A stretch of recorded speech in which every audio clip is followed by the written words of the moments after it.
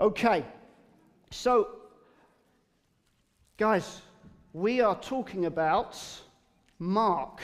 So we're in the middle of a series on Mark. You guys have been talking about Mark, haven't you? In children's ministry. What was the last thing you did in children's ministry on Mark? Do you remember?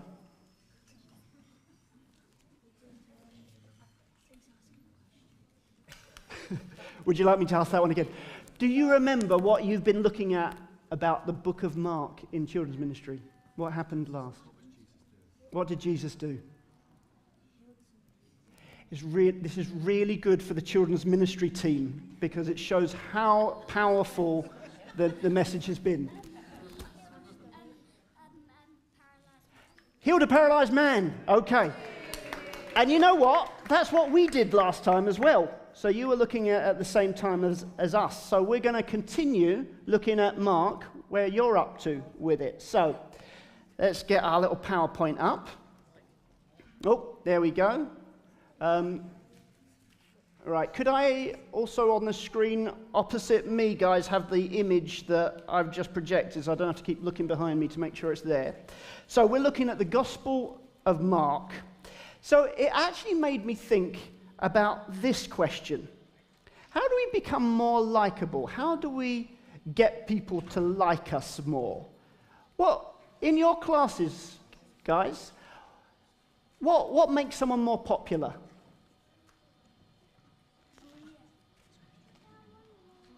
Any thoughts? What makes people want to be your friend? Good at sports. Auntie Avril. If you're nice to them. Others, do you remember back in primary school, what made people like you more? Oh, all at once. Come on. One hand. Fastest in the class. Look. That was one of my ideas. The fastest. Or you always want to be friends with the fastest kid. Yeah? Would you want to be friends with the kid that owns his own Ferrari? That would be pretty cool, right? What about the friend that owns their own pony? That would be pretty wild, right? What would you call your pony if you had a pony? My Little. Fantastic. Arthur.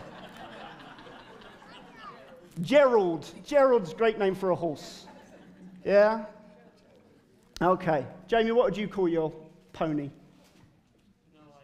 No idea. Good. That sounds like a racehorse, actually. That's great. Would you be friends with the kid that owns every single Ninjago Lego set? Yeah? I would. Dave Gibbons is your friend. Okay. All right. What if you were friends with the fourth one of the K-pop demon hunters?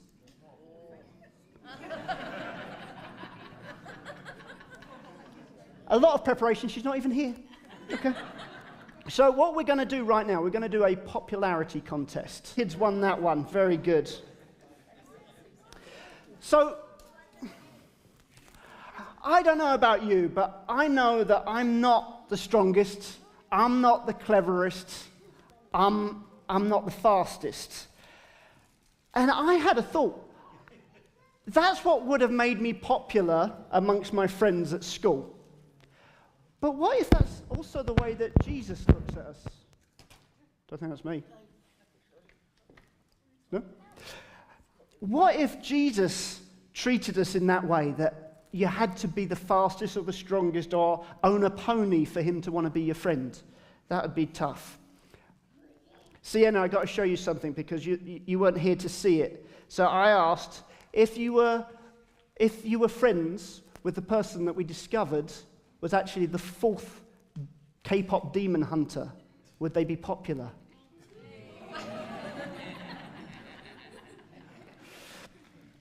So, to be a friend of Jesus, do I need to be clever? No. Okay. Do I need to be good? No. To be a friend of Jesus, do I need to be funny? To be a friend of Jesus, do I have to be attractive? No. That's lucky. The only thing I need to be a friend of Jesus is to need him. And that's what the Bible tells us again and again. The only thing we need is to need him. So we're going to jump back into the story of Mark. Skipped all of my notes. Oh, I forgot to make a point on this one. So I need him when I'm sad, when I'm unwell, when I'm hopeless.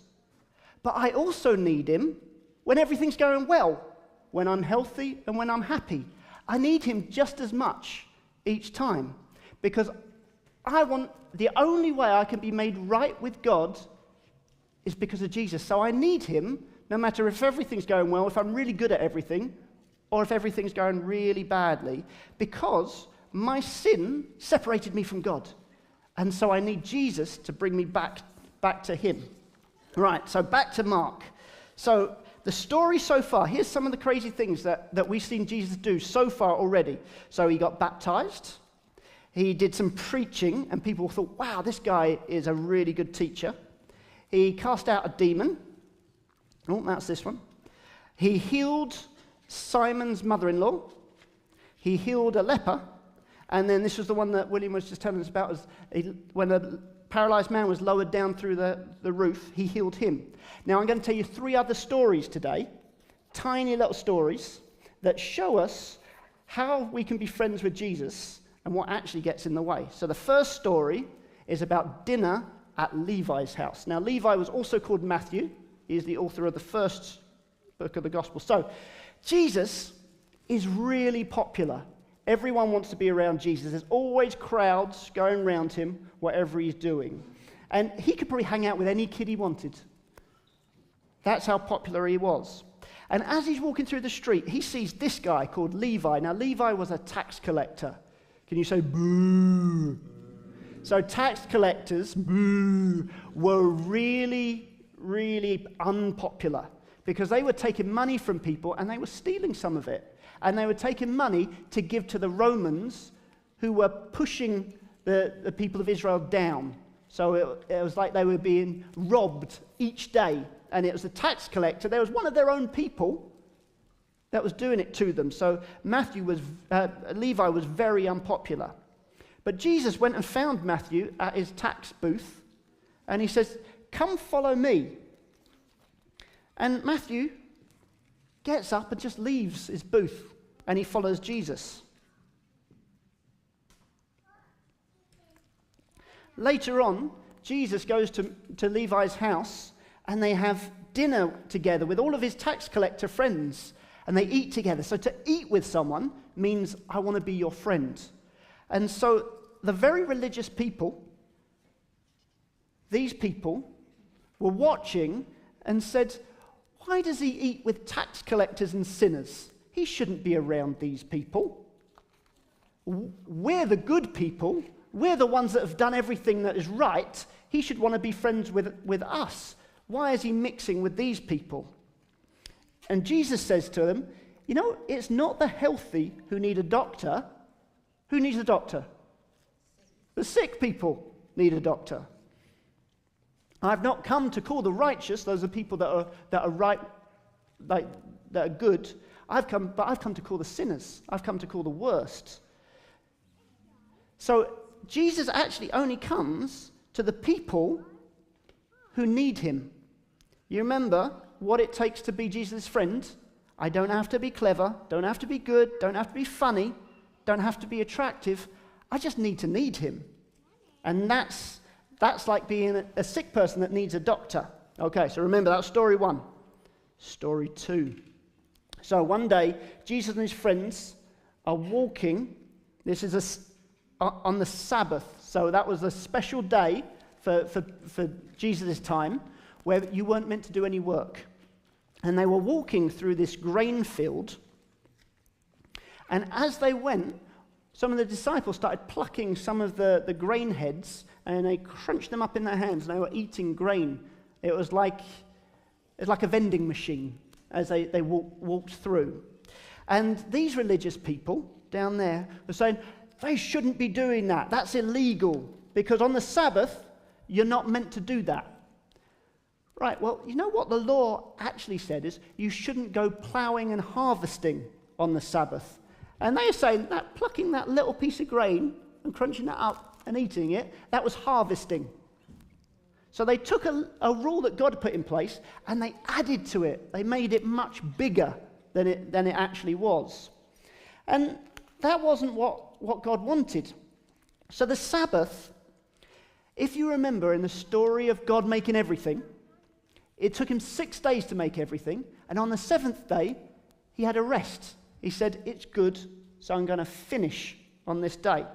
And so God told people, I want you to respect the Sabbath, say, taking a time of rest, and add other reasons.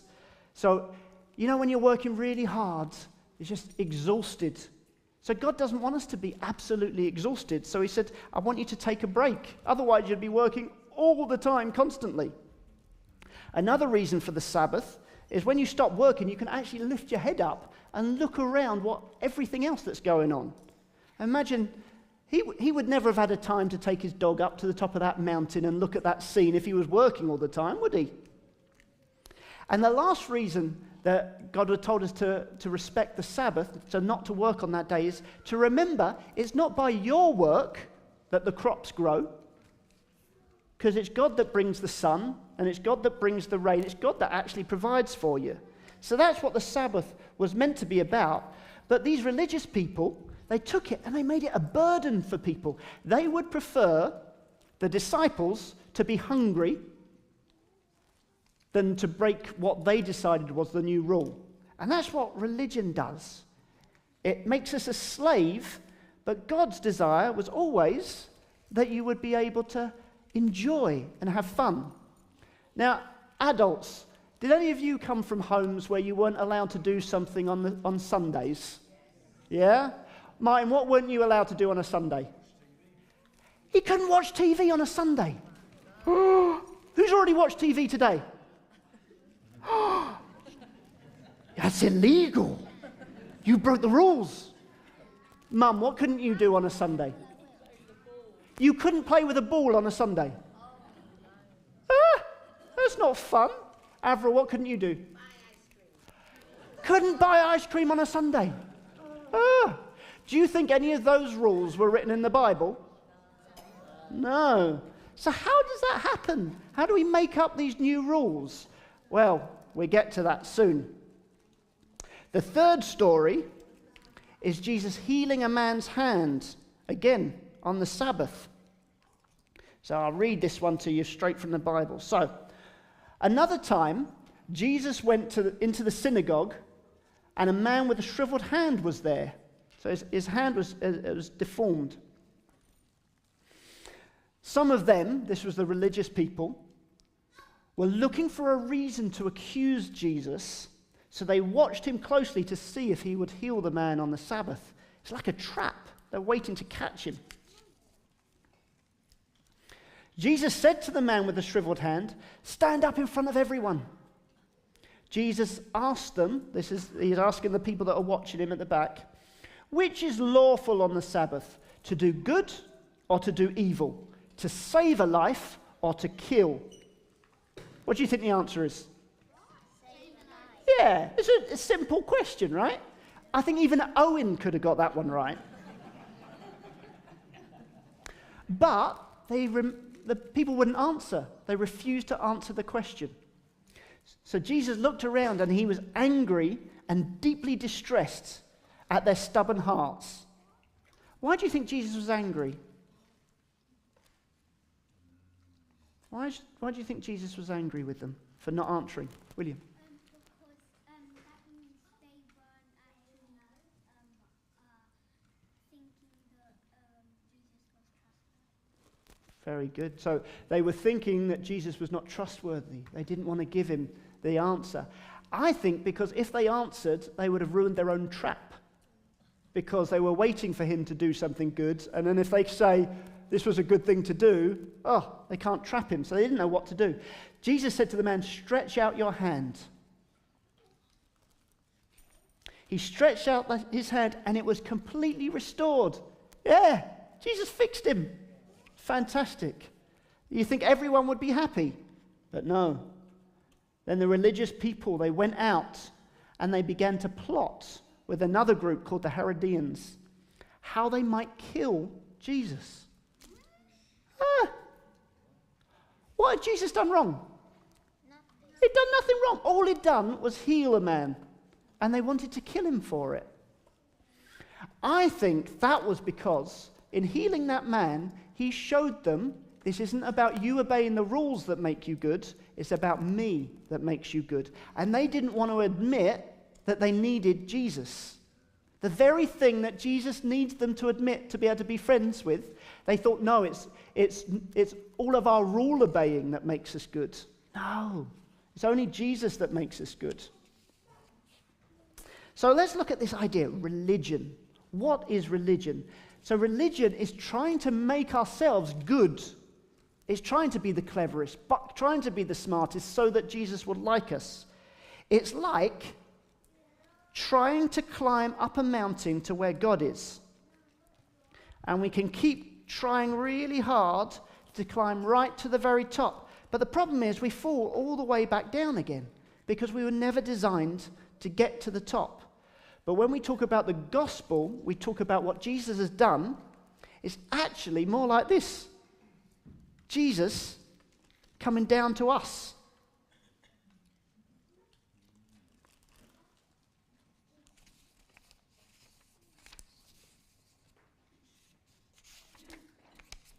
See, if you remember, on the seventh day, God rested. Why do you think God rested? So he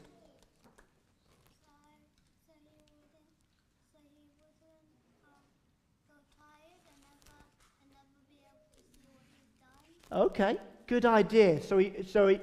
Because he didn't want to be tired and miss what he'd done. Aidan, what do you think? He'd never stop working. He'd never stop working. These are good ideas. You know what I think? I don't think it was that he was tired. I think he stopped because it was finished. He'd done everything. And so I think you're right in the fact of, now I can enjoy what I've made. But it said it was good. And God never gets tired. It says in the Bible, God never gets tired. He never gets sleepy. He never misses anything. And so the idea of the Sabbath is when everything's done. And you know what Jesus said when he was on the cross?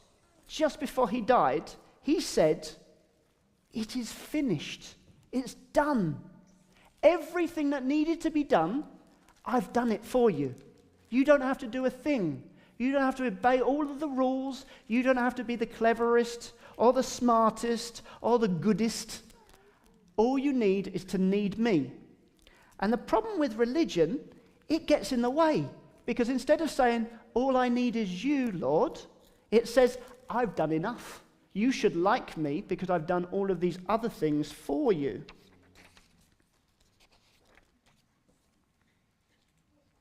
So, why does sometimes we choose religion? Because you know what? I choose to be religious. I try and do things to make me likable to God. It's a strange thing to try and do, but I do it a lot of the time. Sometimes I think, I've not read the Bible enough, so Jesus isn't going to like me. Or I didn't go to that meeting. Maybe God doesn't like me now that I didn't go to the meeting. Or I've behaved really well. I've behaved better than Zeph has, so God's going to like me more than he likes Zeph. Maybe I think, I've not cleaned my teeth. Maybe God won't like me today. That's thinking like someone that's religious. And it's forgetting all I need is him. Because he's done everything that I need. I heard this idea. Imagine your parents are wrapping up your Christmas present in their bedroom. And so they've put this sign on the door. "Keep out. Elves at work. So you mustn't come in." Now, if you're religious, what you might think is, I mustn't be in the house. I must leave the house. I must leave the street. I must leave the country. I've got to go to the moon. to keep away because I keep putting extra rules because I think if God sees me, he's going to be angry with me. Or if my parents know that I'm here, they're going to be angry with me. But that's not the way that God works. He's actually wrapping up your Christmas present because he's got something good to give you. So any rules that God gives you, it's for your good. You've not got to be afraid of God because he's got good things for us all the time. And the other good thing about not having to be religious, sometimes when you're religious, like those religious people in the story, they always want to present themselves. They want to look like they're really good and they've got it all together. They want to look like this guy. Look very smart, very, very clean, but they actually feel like that inside. They're actually trying really hard to pretend. Do you have to pretend to Jesus to make him like you? No? Because you know what? Even if you look like this, Jesus would still receive you and love you and care for you. Because you don't have to be clever, you don't have to be good, you don't have to be funny, you don't have to be attractive, you just need him. And that's what the gospel tells us. You know, there's a bit in the Bible where it says, God demonstrates his own love, God shows off his own love for us in this. While we were still sinners, while we were still doing bad things, while we were still messed up, Christ died for us. So it wasn't once we did good, it wasn't once we had lots of stuff, it wasn't once we kept all of the rules, it was actually while we were breaking the rules that he died for us. Because you see, Jesus has chosen you as a friend. He's chosen you. Can you imagine that? He was the most popular person, and he came and he found you and said, I want to be your friend. So my question for you today is, will you choose him to be your friend? You don't need anything to prove yourself to him. He's seen you. He's seen you all messy and snotty, and he still loves you and he chooses you. So, take...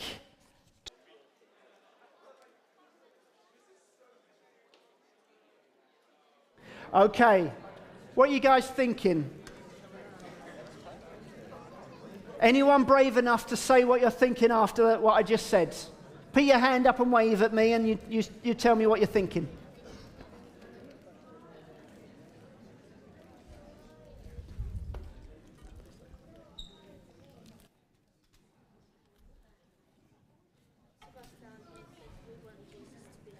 We want Jesus to be our friend. Good. I want that too. Yeah. I want to choose Jesus because I know that he's chosen me.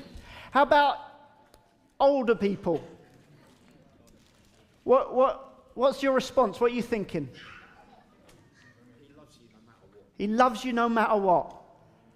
Like, I've known that for years, but sometimes something in me goes, yes, he does. That's amazing. He loves me no matter what. Anyone else? John-T. Don't want to get stressed out choosing the right option or the wrong option, but I want to see what floats. Who finds you get stressed out thinking, oh, which way? Do I go this way? Do I go that way? Do I pick this decision or I pick that decision? Oh, everything. I might mess everything up if I choose the wrong thing. You guys think that? I think that sometimes. But to know that that's not the biggest deal to God. The biggest deal is to say, I need you. I need you. That's all I got. Yeah? There was another hand somewhere around here. Chris. Say again? Choosing what you love in terms of choosing whether you choose to love God or whether you choose to love other things. Okay.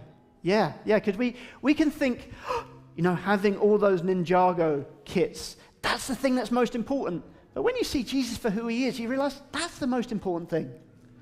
All right. Jack, what song are we going to do?